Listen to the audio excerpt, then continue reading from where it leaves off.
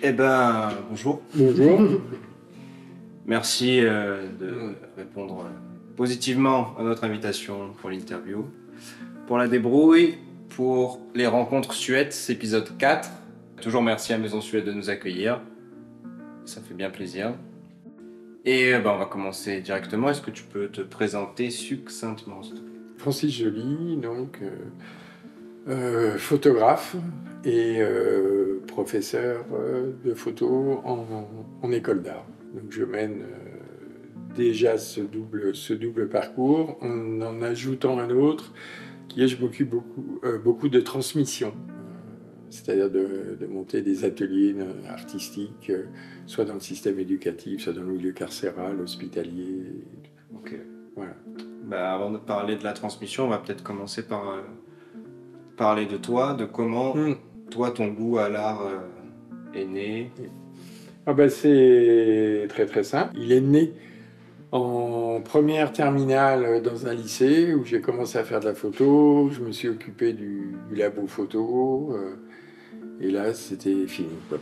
J'ai été obligé de faire ça. Je caricature à moitié, mais c'est quelque chose de ce ordre-là, quoi. Il fallait monter un labo photo, je me suis proposé et j'étais pas vraiment aidé par les profs là. Puis après, je me suis renseigné moi-même, m'abonner au canard photo qu'il y avait et tout ça, quoi. Donc c'était assez autodidacte. Ouais, complètement autodidacte. Oui, l'autodidacte a été un peu synonyme de mon parcours en règle générale. Donc ce sont les seules photos que je n'ai pas... Enfin, j'ai fait attention à la prise de vue, je les ai retraitées par ordinateur, mais il y en a qu'une. Il y a une photo dessus. Okay.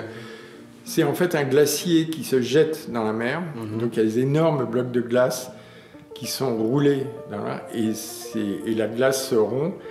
Et il y a des bouts de glaçons à peu près grands comme ça qui arrivent sur une plage de lave noire. Et c'est absolument hallucinant. C'est que tu as une plage qui est très très grande, noire, et avec ces glaçons qui sont posés dessus. Ça me fait penser à la grotte dans Outer Wild, pour ceux qui ont la ref.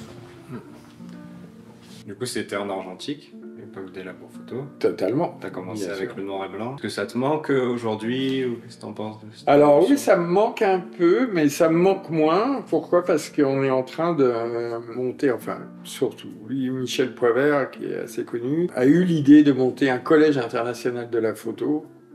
Collège au sens anglo-saxon, hein. C'est-à-dire que c'est un lieu, ça va être un centre d'art en région parisienne, à Brie-sur-Marne. On n'a pas trouvé plus logique dans la maison où est mort Daguerre. Donc, et là, ce centre va travailler autour des rapports, pour faire très très rapidement, entre l'argentique et le numérique. Okay. C'est-à-dire pourquoi nombre d'artistes là actuellement réinvestissent l'argentique. C'est absolument incroyable ça. Donc c'est un centre qui va réfléchir là-dessus, sur cette évolution de l'image, sur les rapports qu'il peut y avoir entre l'image, et retrouver les savoir-faire, les gestes, le côté artisanal aussi et de la photo. Bah, moi en ce moment, j'en fais un peu de l'argentique depuis, je sais pas, 2 mois. Là. Ah ouais, et c'est vrai que c'est comme si on appréciait un peu plus dans le sens où pour avoir ta photo, déjà il y a tout le suspense de quand tu la prends, tu sais pas si tu as réussi ou pas, il y a tout ce suspense, tu y penses, tu te dis putain, est-ce qu'elle va être bien? Après il y a tout le procédé de développement qui est quand même assez laborieux où tu te dis putain, est-ce que j'ai fait le bon temps Mais bien sûr, et c'est exactement ça, tout ce dont tu parles. L'argentique réapprend la lenteur. La lenteur, ça commence par la prise de vue. Là, le numérique, on en fout combien à la poubelle? Moi, le premier, quoi. Je veux dire, avec le portable, là, t'es là, toute la journée. À la fin, tu regardes poubelle. Voilà. Et avec l'argentique, t'attends. Voilà, il faut que tu développes, ou que tu te donnes à développer, tu charges et tout ça. Et moi, j'ai vu le labo photo au sein de l'école d'art était pratiquement fermé. On l'a fermé aussi, puisqu'il y avait eu le Covid. Il était hors de question de mettre 10 Pékins dans un labo photo. Donc là, on a rouvert, et là, c'est un succès délirant, quoi. Tous les étudiants réclament. C'est assez marrant, parce qu'à l'époque du numérique, de la vitesse, de la rapidité, on met une feuille de papier dans un bac. Ça sort du révélateur, l'impression d'être un magicien. Oh là là, comment tu fais et tout et tout. Ben, je trouve qu'on a une revalorisation du savoir-faire des anciens, dans le sens où on recomprend qu'en fait la photo, c'est une technologie incroyable déjà, et je me dis, mais comment les mecs ils ont fait pour inventer ça déjà. Alors que maintenant, on est habitué, comme tu dis, on prend des millions de photos, on fait la retouche directement sur le boîtier, on comprend rien comment ça marche, mais on veut le résultat, alors que là... Oui, tandis que là, la technique, le geste, tout ça redevient intéressant. Mais je t'invite à aller voir effectivement sur notre site pour l'instant, parce que là, on va avoir des travaux, des gros travaux qui vont commencer, parce qu'on va être aidé par le ministère de la Culture et la région. Ça s'appelle le Collège international de la photographie, le CIP. Ok. Voilà. Et on est vraiment dans ce qu'on discute là. Ok, ben, intéressant, on ira voir. Ouais. Bon, on va revenir un peu à toi. Donc, on est au lycée. Donc, après ton lycée, tu as un peu ce déclic, comme on disait. Ouais. Et à partir de là, ça va un peu orienter ton... Alors, ça n'a pas... Parce qu'il y a eu des petites études en fac qui ont été en littérature, que j'aimais bien, mais qui ont été un peu rapides, on va dire. Et après, je suis devenu enseignant, en fait. Okay. Je suis resté enseignant quelques années, je ne sais plus, 4, 5, 6, 7 peut-être. Enseignant quoi alors j'étais instit au départ, après je suis devenu enseignant français pour les travailleurs étrangers. Je suis devenu ça, et après, bien que fonctionnaire, j'ai démissionné. Courageux. Tout le monde m'a dit, mais oui, mais à l'époque, on était tellement sûr d'avoir du boulot. Que bon. Et d'avoir une retraite. Ouais, donc j'ai démissionné, je suis devenu photographe. Voilà. Ok. Ouais. Voilà, je me suis lancé. Et tu avais des opportunités ou... Alors j'avais des opportunités parce que je continuais la photo tout en étant enseignant. L'enseignement m'a un peu rattrapé après d'ailleurs. Je suis trop jeune peut-être pour avoir connu cette publication qui s'appelle Zoom, qui était la publication de référence photographique de l'époque. Et j'ai eu 10 pages dans Zoom. Et bon, ça m'a lancé, entre guillemets, ça m'a dit, ah bah tiens, donner confiance presque, j'allais dire. Ok. Et donc, c'était quoi tes premières missions? Elles n'étaient pas passionnantes, hein. À part le boulot artistique que j'avais, mais avec lequel je ne pouvais pas vivre, très clairement. Mes premières missions, c'était, je travaillais pour des banques, des choses comme ça. Enfin, ok, ouais. Enfin, tu vois, le truc vraiment qui rapporte, quoi, qui permet de dire... Il y avait les photos d'archives que j'aimais bien quand même, qui étaient déjà, bon, là, on pouvait un peu plus rigoler un peu plus. Et après, j'ai été rattrapé un peu par l'enseignement, entre guillemets, pour faire vite, c'est que j'ai fondé une association qui s'appelait Images Buissonnières, qui montait des ateliers artistiques, notamment au milieu scolaire, avec une série de copines et copains photographes. On intervenait dans les écoles, des choses comme ça. Ça s'est bien marché. L'association a eu une certaine... commence à être connue, entre guillemets. Donc après, j'ai travaillé pendant 2 ans comme prof en IUFM, qui était la formation des profs. Okay. Dans les années 2000-2001, Jacques Lang a monté la mission Art et Culture, qui était chargée de mettre justement de la culture en milieu éducatif. Et j'ai été conseiller photo au sein de cette mission. Okay.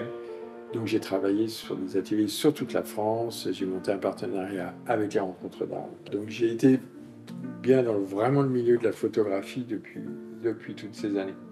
Donc il y a un moment où t'es passé dans la transmission, c'est quand même un axe assez important. Oui, c'était important. Ouais. Qu'est-ce que toi, ça t'a apporté, la photographie? Ça va être très tarte à la crème, mais c'est vrai, un regard sur le monde. Ça veut dire que je ne m'emmerde nulle part. Enfin, se promener avec moi en montagne ou dans une ville, ma compagne peut peut-être en témoigner, c'est horrible, quoi. Je marche très lentement, je regarde partout. Bon, alors on va faire un petit bond autour à l'expo. Oui. Avec cette technique de composition, tu vois même pas, entre guillemets, que ce que tu as devant les yeux. Tu peux même te projeter. Tout à fait, exact. Je prends des fois des bouts de mur, des choses comme ça, je dis ça, je vais en faire quelque chose. Alors que la photo, bout de mur... j'ai déjà dans l'idée qu'est-ce que je peux en faire. Et donc, tu vois des choses partout. Un bout d'arbre, un bout de mur, tout ça, ça va très bien. Je prends des fragments de photos que je mets les uns sur les autres. Alors, ça devient des fichiers numériques, bien sûr. Et sur l'ordinateur, je prends des morceaux de photos, des morceaux de lumière, on va dire même, puisque là, en l'occurrence, celle-là, le ciel n'existait pas. Et je compose un autre paysage à partir de ça. C'est vraiment une palette graphique au vrai sens du terme. Quoi. Comme un puzzle un peu. Oui, tout à fait. Du coup, c'est toi qui as pris la photo là-bas. Ah oui, toutes les photos, si tu veux, qui composent ces images, c'est moi qui les ai prises. Ok. Je récupère absolument rien du tout sur ailleurs. Ok. Non. Il y a un texte qui parle de ça, là, dans l'expo, de la frontière entre l'imaginaire et le réel, de l'imagination dont on peut tous faire l'objet. Et du coup, j'imagine que c'est ce qui t'arrive à toi aussi. Ah oui, complètement. Et toujours malgré mon grand âge, en permanence. Ah ouais, ça ne se perd jamais. Ça, c'est sûr. Il ne faut jamais le perdre, d'ailleurs. J'espère. Toujours le cultiver. Ah oui, tout à fait. Je travaille beaucoup avec des écrivains. Ok. Soit je pars, ils me proposent des textes à partir de mes images, soit moi, ce sont des images à partir de leurs textes. Enfin, on travaille beaucoup ensemble. Pour moi, c'est très, très enrichissant de travailler avec des écrivains. Ça, c'est important pour moi. Ça fait partie vraiment de mon travail. Et de celle-là, d'exposition, comment tu l'as composée? Alors, je l'ai composée beaucoup par rapport au lieu. J'ai tenu compte de l'ami et de ma compagne qui m'ont aidé à monter cette expo, et des réflexions des propriétaires du lieu, des frères Suette, vraiment qui étaient intéressantes parce qu'ils connaissent le lieu. Ouais, ils font pas semblant, ils sont vraiment motivés. Et pour nous, pour nous, artistes, quand tu arrives, c'est toujours sympa quoi, de voir des gens qui sont contents de t'accueillir, qui ont des idées, mais non, celle-là, tu devrais. Non, c'était plutôt un bon moment. On voit vraiment des différences du coup de séquence. C'est bien séquencé, c'est bien distinct. Bon, là, on voit que tu as quand même fait quelques voyages parce que on a ici en Provence, on a les États-Unis là-bas, on a l'Islande. Et là, celui-là, texte, il me semble qu'il parle. L'Islande, c'est déjà comme une composition, une recomposition naturelle. Oui, exact. Ça veut dire que tu as bien lu les textes. C'est vrai. Et c'est incroyable. Moi, quand j'étais en Islande, j'avais vraiment l'impression que ce pays avait été créé par un peintre, quoi. Est-ce que tu sais ce que tu cherches quand tu voyages? Sinon, j'arrêterais. Non, je ne sais pas. Je veux découvrir. Alors, j'y vais avec des idées qui sont détruites très vite quand je suis face à la réalité. Enfin, tu vois, je veux dire. Là, je suis très impatient parce que je m'en vais aux États-Unis. New York, j'ai voulu montrer c'est tant qu'on puisse le faire en photo, mais le bruit, déjà. Parce que les autres, elles peuvent être silencieuses, effectivement, celles de nuit notamment, et même les arbres. Là, elles sont bruyantes, je trouve. Enfin, il y a beaucoup de choses, la lumière frappe un peu partout. La grande, là, ça pourrait être pratiquement les attentats des Twin Towers, quoi. Pour moi, quand je faisais des photos, ça n'a jamais été la réalité. Je parlais du document, des photos dans Zoom, où là c'était abstrait, c'était la nuit quand il pleuvait. J'ai toujours été tourné vers des artistes qui faisaient ça. Un des premiers qui m'a vraiment scotché quand j'étais jeune, mais toujours c'est l'époque juste après le lycée et tout, c'est David Hockney, qui lui quadrillait les paysages, passait de la peinture à la photo. J'ai toujours été vraiment poussé par là. J'ai commencé à bidouiller entre guillemets ces images sur les diapos. C'est-à-dire, j'avais des grosses loupes. Des petits outils comme ça pour gratter la diapo. Non, c'est vrai, hein, pour mettre de la peinture dessus et tout. Je faisais pareil avec le Polaroid que je grattais et tout. Et quand arrivait l'ordinateur et les logiciels de transformation, là, je me suis précipité dessus, bien évidemment. Du coup, c'était une des évolutions majeures. Donc, on a parlé de l'argentique, après le numérique, après les logiciels de transformation numérique. Maintenant, c'est l'intelligence artificielle. Qu'est-ce que t'en penses, toi? C'est une boutade, mais j'en pense rien.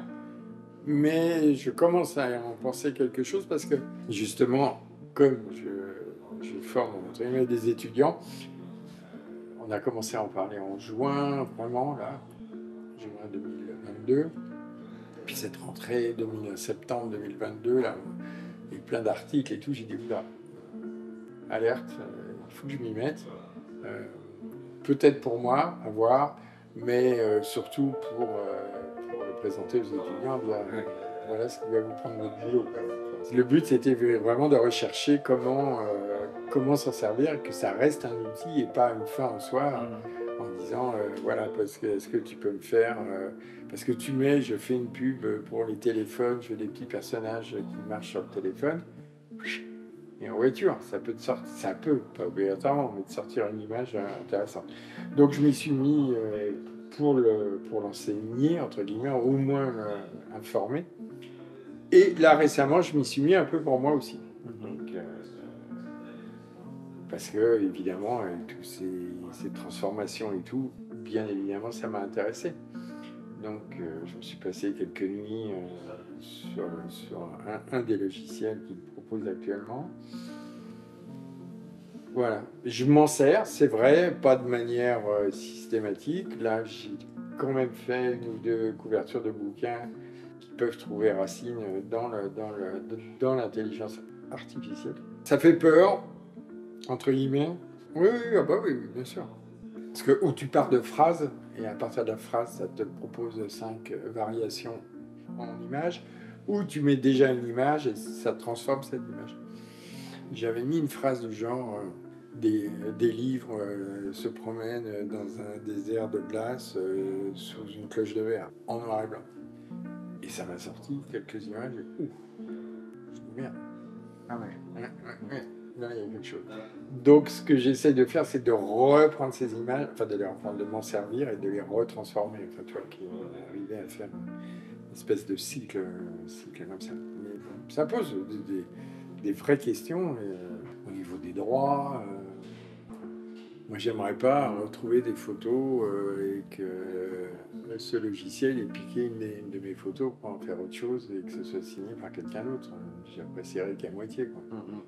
Et pourtant, ça va chercher là dans le web. Les algorithmes vont chercher dans les images. Mais bon, on peut pas l'ignorer, donc autant essayer de la squeezer, quoi.